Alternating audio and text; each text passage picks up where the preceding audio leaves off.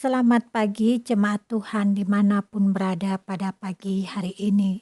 Salam hangat dan salam damai sejahtera bagi kita sekalian. Kembali firman Tuhan menyapa kita di pagi hari ini yang terambil dari Markus pasal 6 ayat 30 sampai 33. Demikian firman tertulis. Kemudian rasul-rasul itu kembali berkumpul dengan Yesus dan memberitahukan kepadanya semua yang mereka kerjakan dan ajarkan.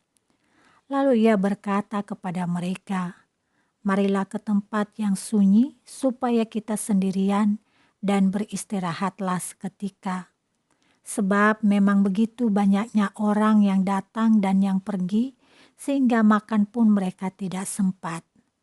Maka berangkatlah mereka untuk mengasingkan diri dengan perahu ke tempat yang sunyi. Tetapi pada waktu mereka bertolak, banyak orang melihat mereka dan mengetahui tujuan mereka. Dengan mengambil jalan darat, segeralah datang orang dari semua kota ke tempat itu sehingga mendahului mereka. Saudara yang terkasih, dalam kenyataannya setiap orang pasti akan senang bila hasil kerjanya dihargai. Dalam konteks seperti inilah para murid juga begitu antusias menceritakan pelbagai pengalaman dan keberhasilan mereka dalam mengerjakan tugas yang Yesus percayakan kepada mereka. Demikian dicatat di dalam Markus pasal 6 ayat 30. Saudara, di tengah antusiasnya para murid menceritakan yang mereka kerjakan, Yesus justru meresponi mereka dengan mengajak para murid itu pergi ke suatu tempat terpencil yang sunyi.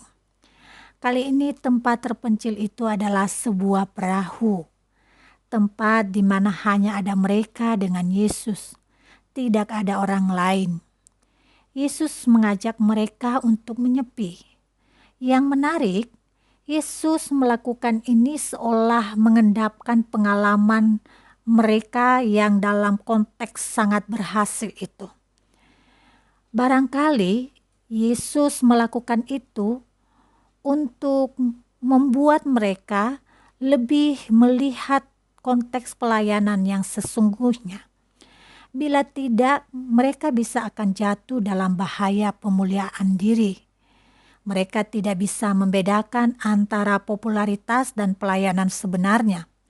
Ya, para murid bisa terjebak dalam apa yang disebut pelayanan, namun sebenarnya telah kehilangan spiritualitasnya, hingga lebih banyak digunakan untuk pemuliaan diri. Saudara, dalam kehidupan sehari-hari kita juga memerlukan waktu untuk istirahat dan mengumpulkan kembali tenaga agar bisa melakukan pekerjaan selanjutnya. Ketika kita sudah menyisihkan waktu itu, bisa dibayangkan bukan perasaan apa yang muncul ketika ada orang yang mengganggu atau mengusik.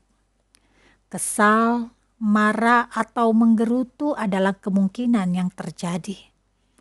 Namun fakta lain yang diperlihatkan oleh Yesus ketika mereka terganggu dalam situasi menyepi itu. Ketika orang banyak yang telah mendengar berita tentang mereka berlomba-lomba untuk mendekati Yesus. Mereka mengikuti kemana Yesus dan murid-murid itu pergi. Dan dicatat oleh kitab Markus, mereka tiba di seberang mendahului perahu Yesus dan perahu para murid yang berbagi pengalaman. Saudara, apa yang terjadi dengan Yesus? Apakah dia menjadi marah? Ya, tidak marah. Dia tetap tenang menghadapi orang itu.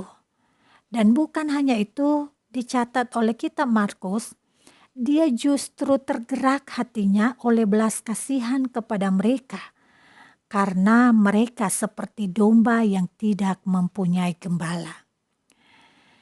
Dalam konteks ini, Yesus meresponi sikap orang banyak yang mengusiknya dari suasana menyepi itu dengan belas kasihan. Ya, Yesus berbela rasa. Ia mengerti kebutuhan orang banyak yang terus mencarinya itu. Bela rasa Yesus yang diperlihatkan di dalam bacaan ini bukan hanya sekedar perasaan iba, melainkan ia mengerti dan merasakan apa yang dibutuhkan oleh orang banyak itu, dan demi itu ia mau mengorbankan kenyamanannya. Ia merelakan waktu istirahatnya terganggu. Ia melakukan sesuatu demi mereka. Saudara, Yesus dalam keadaan terganggu tetap menempatkan dirinya sebagai gembala yang baik. Gembala yang siap memberikan perlindungan dan kepedulian dengan belas kasih. Ia menunjukkan bahwa Tuhan kita yang kita sembah itu penuh belas kasihan kepada setiap orang yang membutuhkannya. Dan jika Yesus telah melakukan hal demikian terhadap semua kita yang dikasihinya, bagaimana sikap kita kepada sesama? Apakah kita begitu sibuk mencari popularitas dan ambisi sehingga tidak lagi peduli dengan orang-orang yang ada di sekeliling kita? Dan saudaraku, jika saat ini kita sedang terganggu, terusik dari rasa menyepi kita, barangkali itu bentuk panggilan Tuhan untuk membuat kita terpanggil memberikan kepedulian kepada sesama sejauh yang kita mampu lakukan. Tuhan Yesus memberkati kita. Mari kita berdoa. Terima kasih Bapa di surga yang mengingatkan kami kembali bahwa apapun rutinitas kami yang kami lakukan setiap hari, kami perlu mengevaluasi terus-menerus untuk mengingat kembali bahwa Engkaulah yang lebih utama dan ini adalah pelayanan yang memuliakan Tuhan. Berkatilah renungan kami pada hari ini, dan jika hari ini kami terganggu, terusik oleh rasa belas kasihan, biarlah kami bisa meresponinya dengan belas kasihan yang sama dengan Yesus. Mampukan kami untuk menempatkan segala situasi yang kami hadapi di sepanjang hari ini sebagai ruang yang memanggil kami untuk memberikan kasih sayang kepada sesama kami. Tolonglah kami ya Tuhan, agar kami tetap menjadi berkat bagi sesama kami. Di dalam nama Yesus Kristus kami memohon dengan sungguh. Amin.